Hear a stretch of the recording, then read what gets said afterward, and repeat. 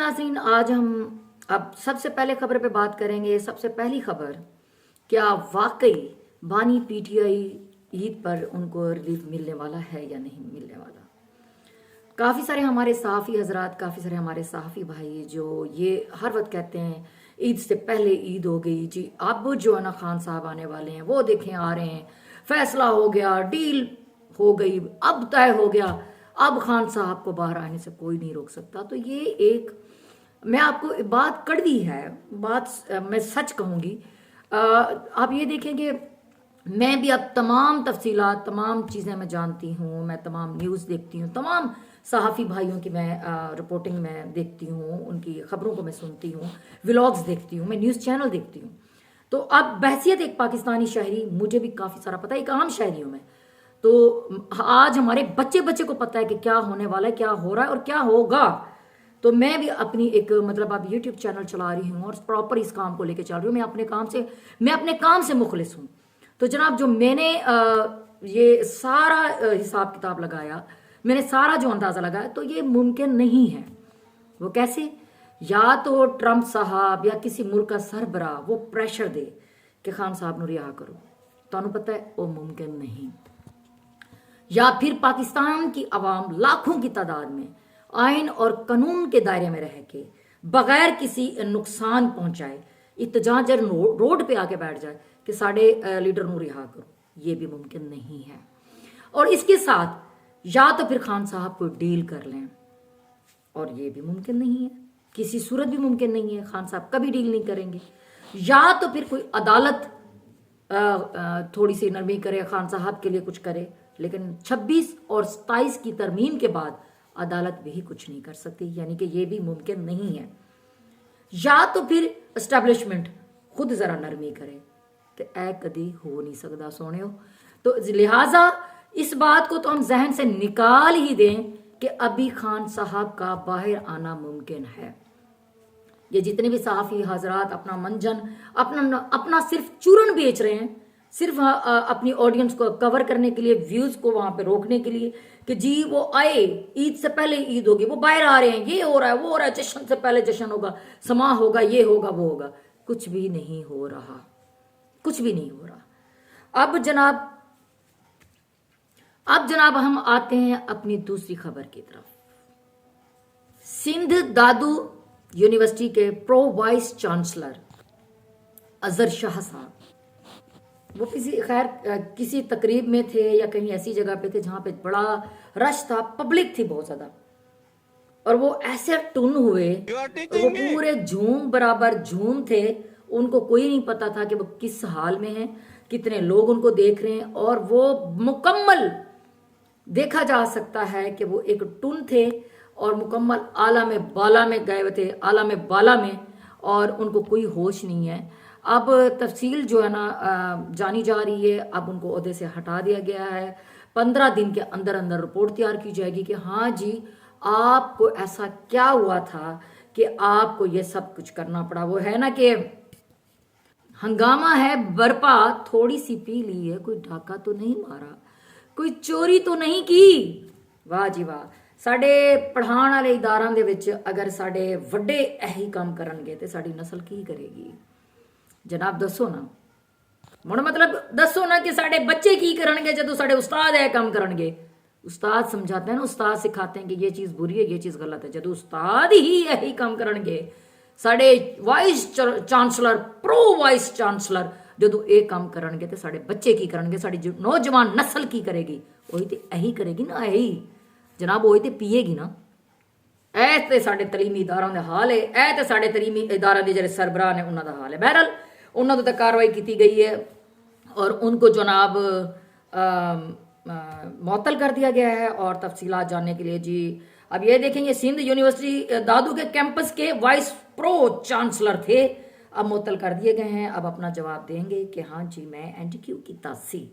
तो चलें जी जनाब, अब आते हैं हम अपनी अगली खबर और मेन खबर की तरफ।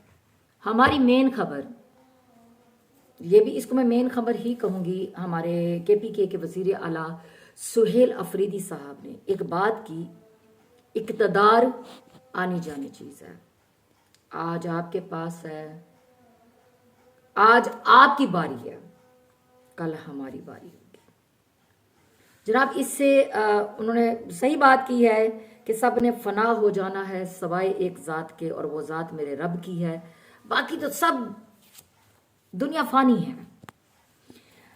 ये आनिया जानिया, इक़्तिदार, दौलत, शोहरत, ये सब फानी है। वो कहते हैं ना कि ना सिकंदर, वो कहते हैं ना, सिकंदर होवे या कलंदर होवे, सारे मिट्टी दे अंदर।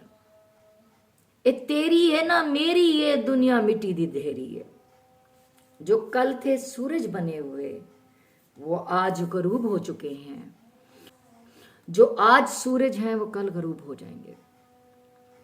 किसी का इक़्तिदार मुस्तकिल नहीं रहता। मुझे याद आया कि भुट्टो साहब कहते थे मेरी कुर्सी बहुत मजबूत है।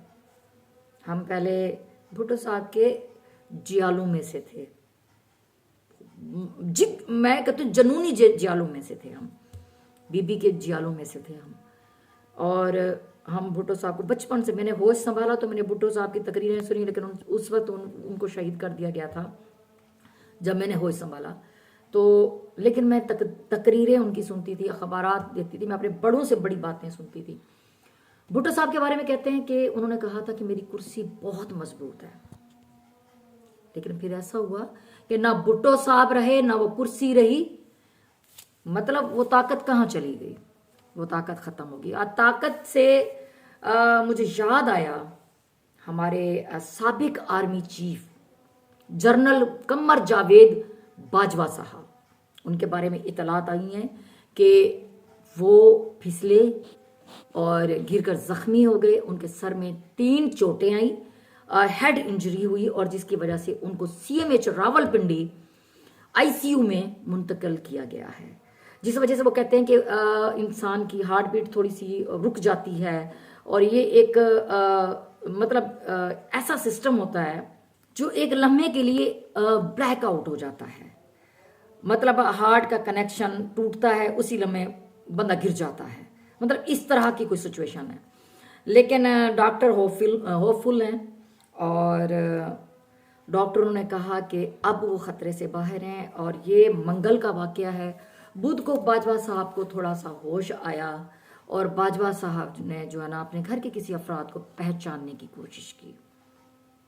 ये वो बाजवा साहब हैं जिनका तोती बोलता था, जो करते थे यूं तो सब कुछ रुक जाता था। वो कहते थे स्टॉप, सब स्टॉप, मूव, सब मूव। इस तरह करते थे तो माहौल चेंज हो जाता था, इस तरह करते थे माहौल चेंज हो जाता था। बड़े बड़े लोगों के साथ बड़े बड़े जुल्म हुए, बड़े बड़े सहाफ़ियों को, बड़े बड़े लोगों को उल्टा करके मारा गया।